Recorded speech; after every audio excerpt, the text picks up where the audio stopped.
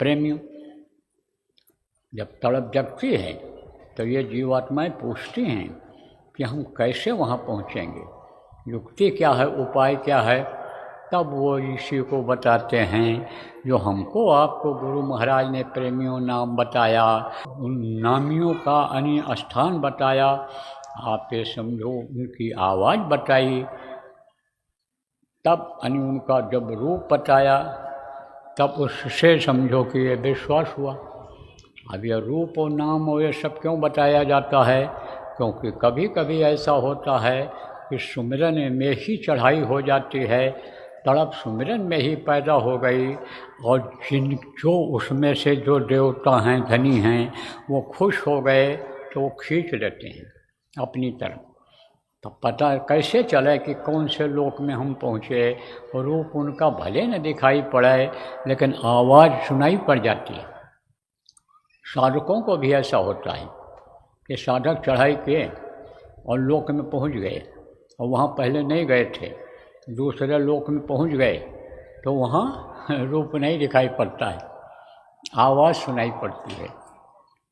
जब बार बार अभ्यास करते रहते हैं तो वही आवाज़ वाला रूप प्रकट हो जाता है, सामने आ जाता है। तो आवाज़ और ये सब इसीलिए बताया जाता है कि आदमी को पता चल जाए हम कहाँ पर हैं, विश्वास हो जाए।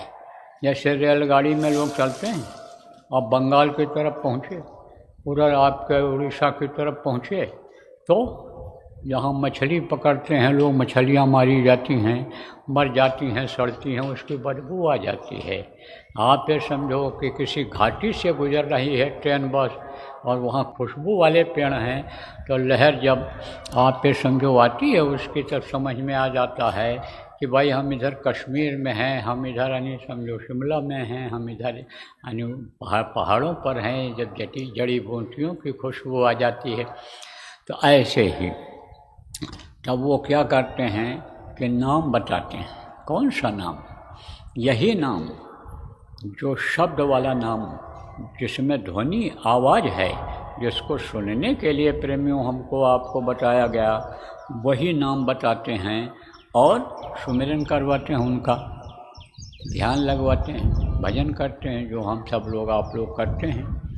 प्रार्थना की जाती है उनसे कि गुरु मोहि अपना रूप दिखाओ, अंतर का रूप दिखाओ।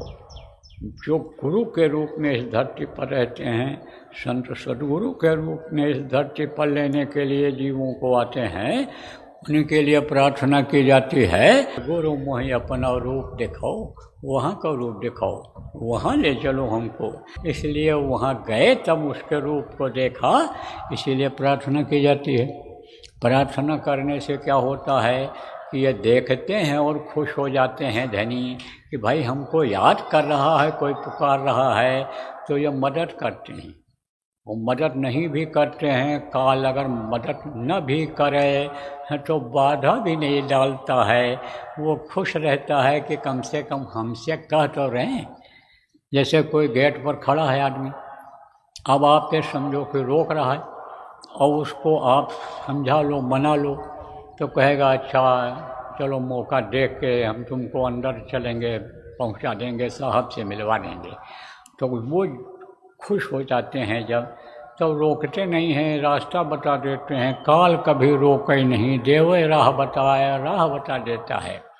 तो अब आप ये समझो प्रेमियों कि यानी ये जो प्रार्थना की जाती है, इसमें यानी समझो कि केवल प्रार्थना करने वाले और जिनकी प्रार्थना की जाती है, उनके बीच में कोई होना नहीं चाहिए।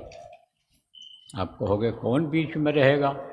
जब हम आँख बंद करके प्रार्थना करेंगे उनकी, तो और बीच में कौन रहेगा? बीच में यह मन ले आता है चीज़ों को। जैसे प्रार्थना कोई बोल रहे हैं और ध्यान किए हुए हैं गुरु का, अब उसमें किधर मन चला गया? औरत की तरफ चला गया, बच्चे की तरफ चला गया, गाय बैल भैंस की तरफ, घोड़ा गधा जो पाले हैं उनकी तरफ चला गया, तो ध्यान किसका लगाया? अरे ध्यान उसका आ गया, बीच में वो आ गया। मंदिरों में लगे लोग जाते हैं, तो एक आदमी गया मंदिर में, तो वहाँ पहुँचा, मूर्ति के सामने फूल पत्ती चढ़ाया। तब तक उसको याद आ गई कि नई वाली चप्पल पहन के आ गए हैं और कोई नई वाली चप्पल हमारी ना उठा ले जाए, पहन कर चला जाए।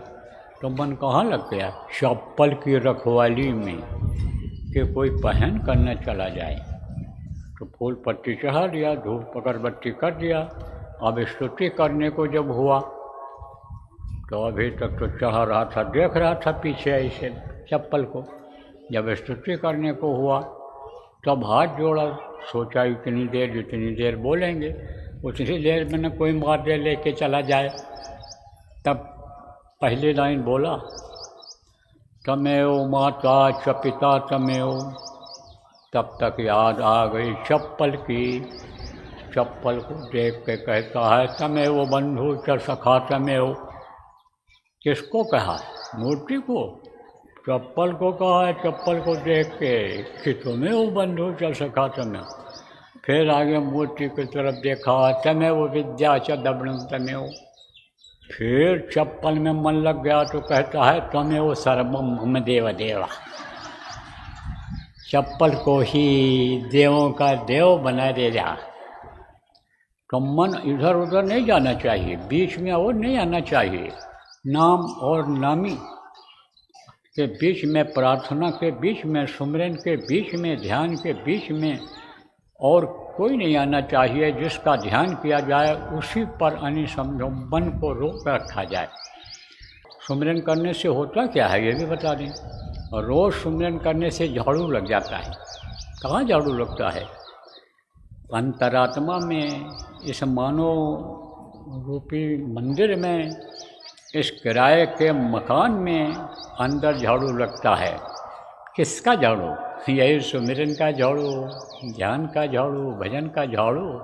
झाड़ू ऐसे नहीं लगता है जैसे घरों में लगाते हो। वो झाड़ू ये सुमिरन ध्यान भजन का है। ये झाड़ू जो है ये यानी समझो कि साफ करता है। किसको साफ करता है? कर्मों को। चतुर्संतःकरण में जहाँ कर्म जमा होते हैं ये उसको साफ करता है। अब रोज़ रोज़ बच्चियों अगर सफाई घर की नहीं करोगी तो गंदा हो जाएगा घर, कूड़ा इकट्ठा हो जाएगा, बीमारी बढ़ जाएगी। यही कारण है, देखो आपकी बीमारी बढ़ गई। नामदान ले लिया आपने लेकिन सुमिरन ध्यान भजन नहीं किया तो बीमारी बढ़ गई, कर्मों का फल मिलने लग गया। तो रोज़ सुमिरन ध्यान भजन करना चाहिए। और इससे क्या होता है, एक आदत बनती है बैठने की सुमिरन से, एक प्रवृत्ति जगती है सुमिरन करने से और खिंचाव होता है। यानी जिनका सुमिरन किया जाता है वो ही धनी अगर खुश हो गए तो वो भी तो शब्द से जुड़े हैं, तो वो शब्द के द्वारा ही खींचते हैं।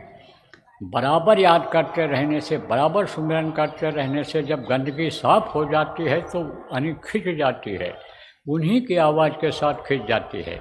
चाहे वहीं पड़ी रह जाएं आत्माएं, आगे न बढ़ पावें, बढ़ नहीं पाती हैं लेकिन पड़ी रहती हैं, वहाँ तक तो चली ही जाती हैं। इसलिए सुमिरन जरूरी होता है।